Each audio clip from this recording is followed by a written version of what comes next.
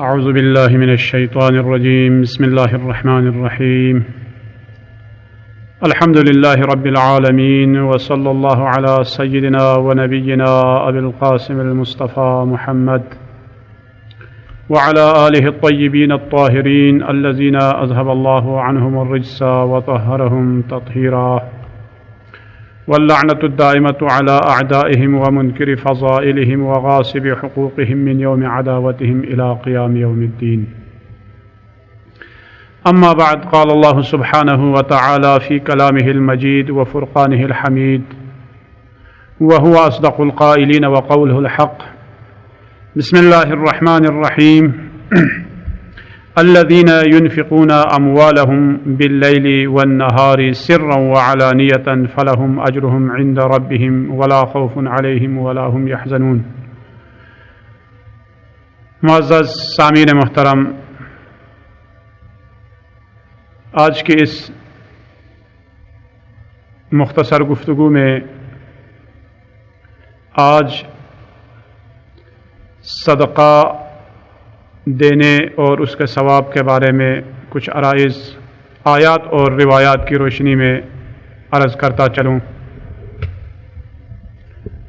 اللہ تعالیٰ کی طرف سے بنی نوع انسان کے لیے قرآن مجید میں مختلف مقامات پر اجتماعی اور معاشرتی زندگی کی کامیابی کے خاطر مختلف قسم کے احکامات بیان ہوئے ہیں۔ اگر ان احکامات کے اوپر انسان عمل کرے اور صاحب استطاعت والے عمل کرے تو اس معاشرے میں ہر کوئی ایک اچھی زندگی گزار سکتا ہے۔ فقر و فاقہ کشی معاشرے سے بالکل ختم ہو سکتا ہے۔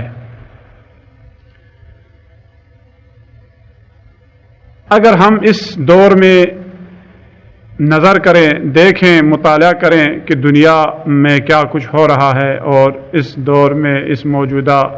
معاشرے میں لوگوں کی طبقہ بندی اور لوگ جو کچھ افراد امیر سے امیر تر ہوتے جا رہے ہیں اور کچھ افراد غریب سے غریب تر ہوتے جا رہے ہیں، ان وجوہات کو اگر ہم غور کریں، ان کے اوپر دیکھیں تو پتہ چلتا ہے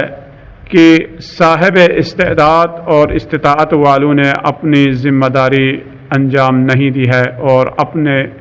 جو احکامات ہیں اللہ تعالیٰ کی طرف سے ان کے اوپر وہ عمل انہوں نے نہیں کی ہے۔ چنانچہ اسی سلسلے کی ایک کڑی ہے صدقہ دینا، اور معاشرے میں اور مؤمنین میں، فقیر فقراء میں، غریبوں میں، پڑوسیوں میں، رشتہ داروں میں اور ایسے مستحق افراد کے اوپر خرچ کرنے کا حکم اللہ تعالیٰ کی طرف سے ہے۔ اور اگر اس حکم پر اگر ہم عمل کریں تو واقعاً اس معاشرے میں، ایک اسلامی معاشرے میں کوئی بھی فقیر باقی نہیں رہ سکتا۔ اللہ تعالیٰ ارشاد فرما رہا ہے، الذین ينفقون اموالهم باللیل والنہار سرا وعلانیۃ فلہم اجرہم عند ربہم ولا خوف علیہم ولا هم یحزنون۔ اگر لوگ جو کچھ ہم نے انہیں مال دولت عطا کی ہے انہی میں سے دن کو یا رات کو یا چھپ چھپا کر یا علانیہ طور پر اگر وہ انفاق کرے، فقیر فقراء پر وہ خرچ کرے، تو فلہم اجرہم عند ربہم، اللہ تعالیٰ کے نزدیک ان کے لیے بہت اجر اور بڑا ثواب ہے۔ ولا خوف علیہم ولا هم یحزنون، قیامت کے دن ان کے لیے کوئی نہ خوف ہے اور نہ کوئی ڈر ہے اور نہ کوئی حزن ہے۔ یہ صدقہ اور خیرات دینے کا ثواب ہے کہ قیامت کے دن تمام مشکلات سے وہ بری ہے اور تمام خوف و خطر سے وہ بری ہے، اور اللہ کی طرف سے یہ اس کے لیے سرٹیفکیٹ ہے کہ وہ فرما رہا ہے ولا خوف علیہم ولا هم یحزنون۔ اور آگے فرمایا من ذا الذی یقرض اللہ قرضا حسنا فیضاعفہ لہ اضعافا کثیرۃ واللہ یقبض ویبسط والیہ ترجعون۔ اللہ تعالیٰ کے لیے وہ شخص جو اللہ تعالیٰ کے یہ قرض حسنہ عطا کرے، قرض حسنہ دے دے، فَيُضَاعِفَهُ لَهُ أَضْعَافًا كَثِيرَةً، تو اس کے لیے اللہ تعالیٰ کئی گنا برابر اسے عطا کرے گا۔ واللہ یقبض ویبسط وإلیہ ترجعون، اور اللہ تعالیٰ اگر چاہے تو اسے اس مال و دولت میں مزید اضافہ کر لیتا ہے، اور اگر چاہے تو اس سے مال دولت چھین سکتا ہے۔ واللہ وإلیہ ترجعون، اور اللہ تعالیٰ کی طرف جو ہے وہ پلٹ کر جانے والے ہیں اور پلٹنے والے ہیں۔ پہلی آیت سورہ بقرہ کی 274ویں آیت ہے، اور دوسری آیت سورہ بقرہ کی 245ویں آیت ہے۔ اور اسی طرح صدقہ اور اس کا قرض دینا اور ان کے بارے میں جو یعنی قرآن کریم کی آیات ہیں ان میں فرما رہا ہے من ذا الذی یقرض اللہ قرضا حسنا فیضاعفہ لہ، بس جو بھی اللہ تعالیٰ کے خاطر جو کچھ دے دے اسے اللہ تعالیٰ کئی گنا برابر اسے عطا کرے گا۔ تو ہم کیوں آخر یہ اس حکم پر عمل پیرا نہیں ہوتے؟ ہمیں یہ فکر ہوتی ہے کہ اگر ہم کسی کو کچھ دے دیں تو ہمارا مال کم ہو جائے گا، پیسہ کم پڑ جائے گا، اور اپنے لیے کچھ نہیں بچے گا، اور اپنے لیے کچھ مشکلات پیش آئیں گے۔ اس قسم کی یعنی مختلف قسم کے وہم اور گمان جو ہے وہ شیطان اس کے دل میں ڈال دیتا ہے، اور وہ اس وقت وہ صدقہ دینے سے اپنے ہاتھ کو روک لیتا ہے۔ بس خدا تعالیٰ نہ صرف اس کے مال کو پلٹا دیتا ہے بلکہ کئی برابر گنا زیادہ اس کے لیے، اس کے علاوہ اس کے گناہوں کو بخش بھی دیتا ہے، یعنی دینے کے علاوہ اس کے تمام گناہوں کو بھی بخش دیتا ہے۔ من ذا الذی مثل الذین ينفقون اموالهم فی سبیل اللہ کمثل حبۃ انبتت سبع سنابل فی کل سنبلۃ مئۃ حبۃ واللہ یضاعف لمن یشاء واللہ واسع علیم۔ اس آیہ شریفہ میں، یہ سورہ بقرہ کی 261ویں آیت ہے، فرما رہا ہے مثل الذین ينفقون اموالهم فی سبیل اللہ، ان لوگوں کی مثال جو اللہ تعالیٰ کی راہ میں اپنے مال دولت کو خرچ کرتے ہیں، کمثل حبۃ انبتت سبع سنابل، اس خوشے گندم کی طرح ہے کہ جس میں سے ایک دانے سے 7 خوشے گندم اس میں نکل آتا ہے۔ وفی کل سنبلۃ مئۃ حبہ، اور ہر ایک خوشے میں 100 دانے ہیں۔ واللہ یضاعف لمن یشاء واللہ واسع علیم، اور اگر ایک خوشے میں اگر 100 دانے ہو تو اس میں 700 دانے بن جاتے ہیں۔ اور اس کے علاوہ فرماتے ہیں اس نے ایک دانہ دیا تھا گندم کا، لیکن اس ایک دانے کے بجائے اور اس کے بجائے 700 دانے اس کے لیے عطا کی، لیکن صرف اسی پر اکتفا نہیں کیا، آگے فرمایا واللہ یضاعف لمن یشاء واللہ واسع علیم، اور اللہ تعالیٰ جسے چاہے اسے کئی گنا برابر کر دیتا ہے۔ وہ 700 پر جو ہے اکتفا نہیں کرتا بلکہ 700 دانے سے زیادہ اسے عطا کرتا ہے۔ واللہ واسع علیم، اور اللہ تعالیٰ بہت کچھ رکھنے والا اور علیم اور حکیم ہے۔ اس آیہ شریفہ میں انسان کو تشویق دلائی ہے کہ خدا کے راہ میں دینے سے گریز نہیں کرنا، خدا کے راہ میں دینے سے ڈرنا نہیں کہ اپنے لیے کوئی کچھ باقی نہیں رہے گا یا اپنے پاس کچھ کم پڑ جائے گا۔ اس طرح کی کوئی باتیں تمہارے لیے اگر شیطان دل میں ڈال دے تو اسے ٹھکرا دے، اور اللہ تعالیٰ کے راہ میں جب بھی موقع ملے صدقہ خیرات دیا کرے۔ اور ہے صدقہ کیا اور کیوں دیا جائے؟ کیونکہ صدقہ جو ہے دینے کا فائدہ یہ ہے کہ اللہ تعالیٰ مختلف صورتوں میں آپ کو اس کا بدلہ عطا کرتا ہے، کبھی موت کو ٹال دیتا ہے، اور کبھی اپنے مال و دولت میں اضافہ کر دیتا ہے، اور کبھی اولاد اور اپنے مال و دولت میں رزق اور روزی میں برکت عطا کرتا ہے، اور کبھی آخرت میں درجات کئی گنا برابر عطا کرتا ہے، اور اسی طرح مختلف صورتوں میں مختلف شکلوں میں اللہ تعالیٰ مختلف انعامات انسان کے لیے نوازتا ہے۔ اور یہ آخرت کی ہماری یعنی زاد راہ کے لیے یہ کئی گنا جو برابر عطا کرتا ہے۔ پہلے بھی عرض کر چکا کہ انسان جب دعا مانگتا ہے تو یہ بھی صدقات اور خیرات میں سے ہیں، اور جب دنیا میں اس کی دعا قبول نہیں ہوتی، آخرت میں اسے کئی گنا 10 گنا برابر جب مل جاتا ہے تو وہ مومن اس وقت افسوس کرتا ہے اور کہتا ہے پروردگارا اے کاش وہ دعائیں جو دنیا میں قبول ہوئی تھی وہ بھی قبول نہ ہوتی تو کیا بات تھی۔ تو یہاں پر بھی اللہ تعالیٰ کے راہ میں جب کوئی صدقہ خیرات عطا کرتا ہے، جب کوئی صدقہ خیرات مومن دیتا ہے تو اللہ تعالیٰ اسے کئی گنا برابر زیادہ عطا کرتا ہے۔ اور یہ صدقہ کیوں دیا جائے؟ اس بارے میں ایک روایت ہے، عمر بن نے دحداح کی داستان میں لکھا ہے کہ جب یہ آیا من جاء بالحسنۃ فلہ عشر امثالھا، یعنی جس نے بھی اللہ تعالیٰ کے لیے، اللہ تعالیٰ کے خاطر کوئی ایک حسنہ انجام دیا تو اس کے لیے 10 گنا برابر اللہ تعالیٰ عطا کرے گا۔ جب اس کے لیے یہ یعنی پیغمبر اسلام نے اس آیہ شریفہ کی تلاوت کی تو اس نے عرض کیا رب زدنی اور اس آیت کے بعد قرض والی آیت نازل ہوئی کہ جس کا ثواب قابل شمارش نہیں تھی، تو اللہ تعالیٰ کی طرف سے جب اللہ کے رسول نے کہا پروردگارا اس سے بھی کچھ اضافہ فرمائے کہ یہ 10 گنا بھی میری امت کے لیے کم ہے، اور اپنی امت کے لیے پروردگار عالم کی بارگاہ میں شفاعت کی پروردگارا میری امت کے لیے اس 10 گنا سے بھی زیادہ کچھ عطا کرے، تو اس کے بعد قرض والی آیت نازل ہوئی جس میں فرمایا جس کا ثواب قابل شمارش نہیں ہے۔ تو عمر بن دحداح نے عرض کیا یا رسول اللہ، خدا تو بے نیاز ہے، فرمایا کہ تاکہ تمہیں بہشت میں پہنچا دے، اللہ تعالیٰ کے لیے تو کوئی قرض کی ضرورت نہیں تھی کہ اس کے لیے تو قرض کی کیا ضرورت۔ تو اللہ کے رسول نے فرمایا یہ مقصود یہ نہیں ہے کہ اللہ تعالیٰ تمہارے قرض پر محتاج ہے، بلکہ چاہتا ہے اللہ تعالیٰ اس کے ذریعے تمہیں بہشت میں جگہ عطا کرے۔ عرض کیا مولا میرے 2 کھجور کے باغ ہیں، میں نے دونوں کو اللہ تعالیٰ کی راہ میں دے دیا۔ تو فرمایا ایک باغ اپنے لیے رکھو تاکہ ذریعہ معاش بن جائے۔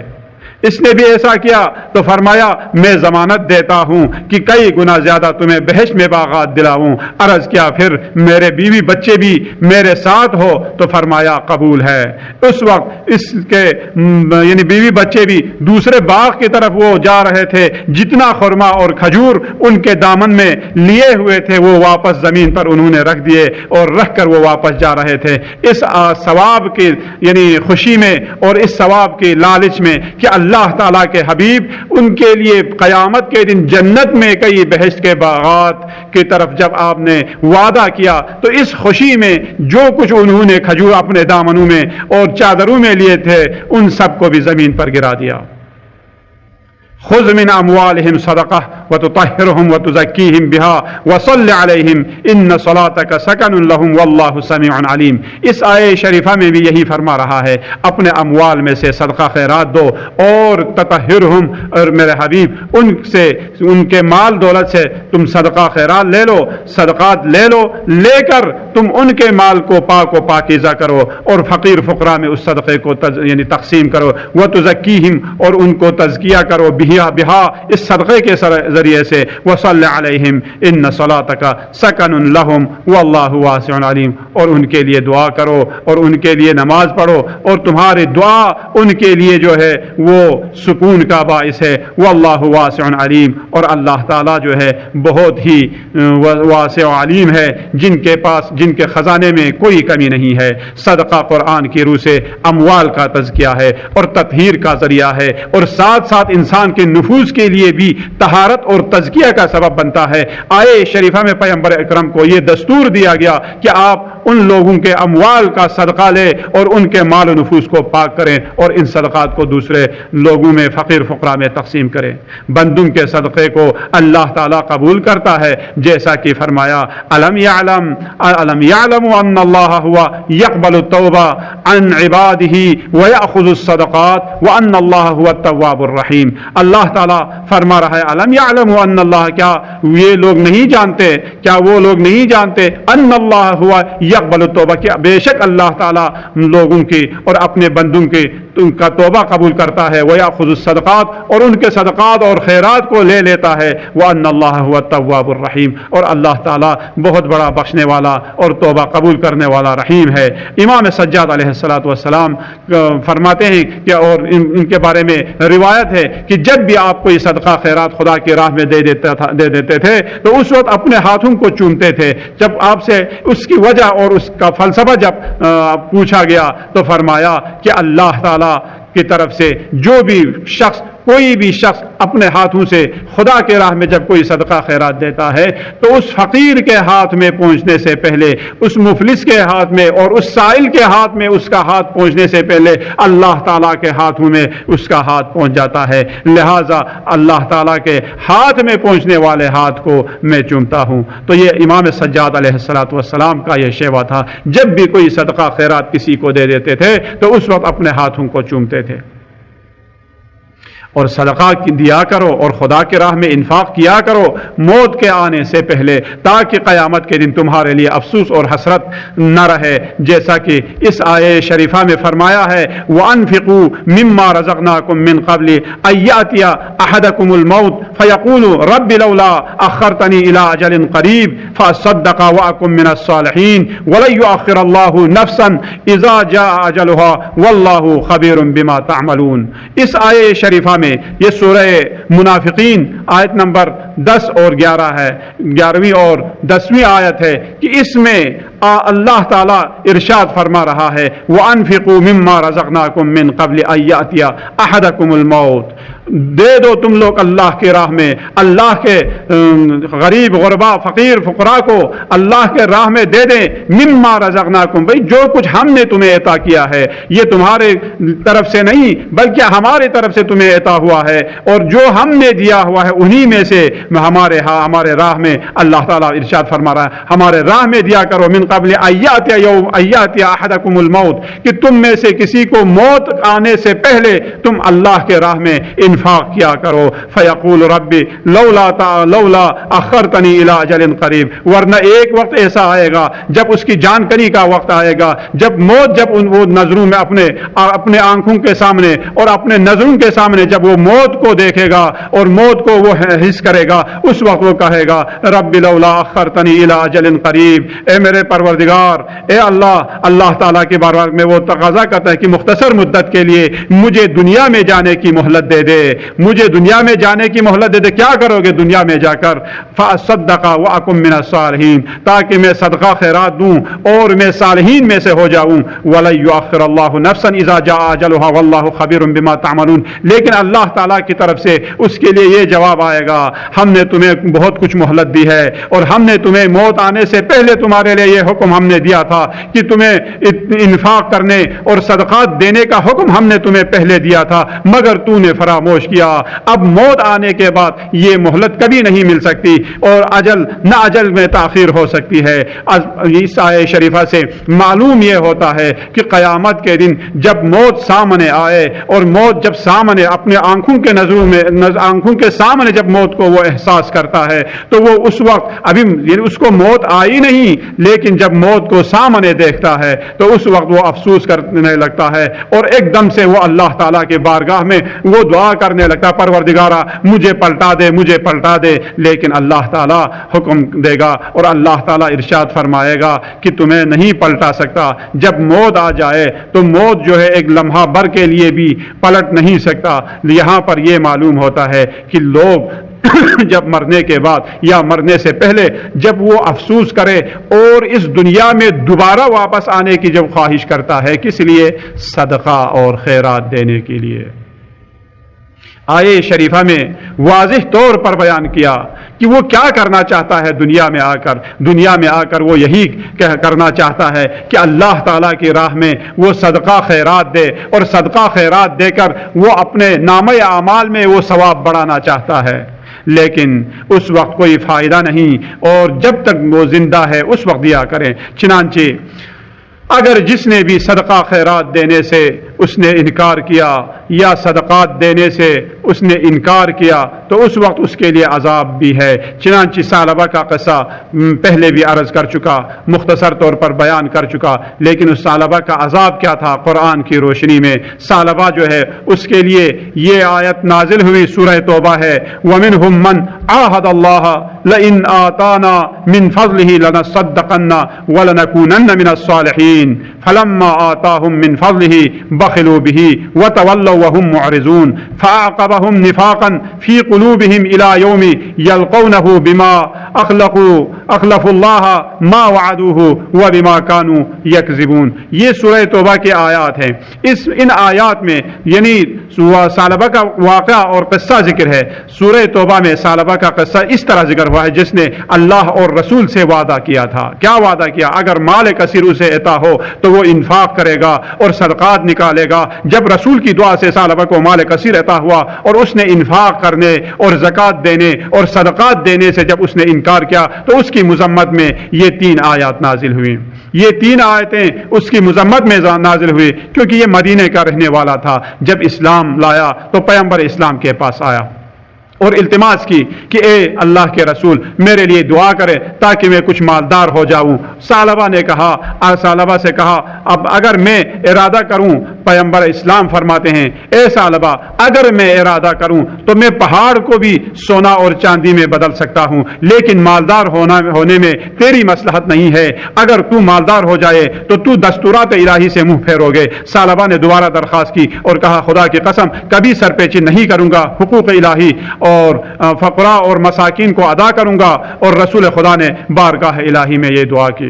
بارگاہ الہی میں دعا کی اور اپنے خزانہ لطف سے ثعلبہ کو ثروت عطا فرما۔ اے اللہ، پیغمبر اسلام کی دعا قبول ہوئی اور مال مویشی میں اس قدر اضافہ ہوا کہ شہر سے باہر اس کی نگہداری کرنی پڑی، لیکن عبادی حالت آہستہ آہستہ کمرنگ ہونے لگی اور نماز جماعت میں ہمیشہ شریک ہوتا تھا، فقراء و مساکین کے ساتھ ہمدردی کا اظہار کیا کرتا تھا۔ لیکن جب مالی حالت کچھ بہتر ہو گئی تو نماز جماعت میں بھی ہفتے میں ایک بار شریک ہونے لگا اور لوگوں سے بھی اور رسول خدا سے بھی رابطہ قطع کر دیا۔ ایک دن رسول خدا نے ثعلبہ کے بارے میں پوچھا کہاں ہے اور کیسا ہے؟ وہ دکھائی نہیں دے رہا ہے۔ لوگوں نے عرض کیا یا رسول اللہ ان کی بھیڑیں اتنی زیادہ ہو گئی ہیں اور کہ گھر میں سنبھالنا اس کے لیے مشکل ہے اور اس لیے وہ بیابان میں صحرا نشین ہوا ہے۔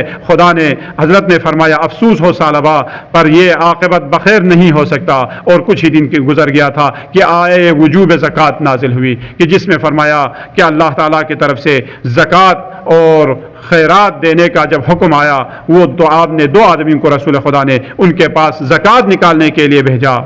عاملین زکوٰۃ جب پہنچا پیغمبر اسلام کا حکم انہوں نے سنایا، وہ کہنے لگا پیغمبر چاہتے ہیں کہ یہ مال و ثروت جو مجھ سے دوبارہ چھین لے، یہ تو جزیہ ہے جو کافروں سے لیتا ہے اور میں تو مسلمان ہوں، تم لوگ یہاں سے چلے جاؤ اور دوبارہ میرے پاس مت آنا۔ نمائندے واپس آئے، پیغمبر اسلام کو پورا ماجرا سنایا تو آپ نے ان کو دوبارہ ان کے پاس بھیجا تو اس نے یہی جواب تکرار کیا اور کہا تم لوگ چلے جاؤ، میں اس بارے میں کچھ فکر کروں گا اور اس کے بعد میں یہ بتا دوں گا۔ تو انہوں نے کہا کہ میں فکر کروں گا آخر ماجرا ہی کیا ہے۔ اس طرح وہ دستور اسلامی کا منکر ہوا اور وہ سورہ علق کی آیت کلا ان الانسان لیطغی ان رآہ استغنی کا وہ مصداق بن گیا۔ جب نمائندے رسول خدا کی خدمت میں آئے تو انہوں نے کچھ کہنے سے پہلے فرمایا افسوس ہوا اے ثعلبہ۔ اس وقت آیات مذکور جو ہے ان کی مذمت میں نازل ہوئی۔ جب ثعلبہ کو معلوم ہوا کہ اس کے بارے میں عذاب والی آیتیں نازل ہوئی ہے تو رسول گرامی اسلام کی خدمت میں اب وہ آتا ہے اور عرض کرتا ہے اب میری طرف سے یہ زکوٰۃ قبول کیجئے۔ تو آپ نے فرمایا اب خدا نے مجھے تم سے زکوٰۃ لینے سے منع کیا ہے۔ یہ سننا تھا۔ ثعلبہ اپنے سر پر مٹی ڈالتا ہوا فریاد کرنے لگا۔ رسول خدا نے فرمایا یہ تمہارے اعمال ہی کا نتیجہ ہے کہ تجھے پہلے حکم دیا تھا لیکن تو نے قبول نہیں کیا۔ بعد میں جب یہ اصحاب کے پاس زکوٰۃ لاتا تھا تو وہ لوگ بھی یہی کہہ کر اسے واپس کر دیتے تھے کہ رسول خدا نے جب قبول نہیں کیا تو ہم کون ہو سکتے ہیں، ہم کون ہوتے ہیں کہ جو تم سے زکوٰۃ قبول کرے۔ یہاں تک کہ وہ کفر اور نفاق کی حالت میں وہ مر گیا۔ جی ہاں، اگر احکام دین کو معمولی سمجھے تو اس کا نتیجہ یہی ہوتا ہے۔ اور یہ صدقات خیرات آخر کیوں امام صادق علیہ الصلوۃ والسلام صدقات اور خیرات دینے کا ثواب بیان فرما رہے ہیں؟ عن الصادق علیہ السلام عن ابیہ قال ان اول ما یبدأ به یوم القیامت صدقۃ الماء۔ سب سے پہلے مومن کے لیے قیامت کے دن جو ثواب عطا کرے گا اللہ تعالیٰ کی راہ میں اللہ تعالیٰ کی خوشنودی کے خاطر پانی کا صدقہ دینے کا ثواب سب سے پہلے اللہ تعالیٰ عطا کرے گا۔ انہی گفتگو کے ساتھ دعا کرتا ہوں پروردگارہ ہمیں زیادہ بولنے سے زیادہ ہمیں عمل کرنے کی توفیق عطا فرما، اور دوسروں کو بتانے سے زیادہ خود اپنے طور پر عمل پیرا ہونے کی توفیق عطا فرما، اور ان احکامات الہی کو سمجھنے اور ان پر عمل پیرا ہونے کی توفیق عطا فرما۔ والسلام علیکم ورحمۃ اللہ وبرکاتہ۔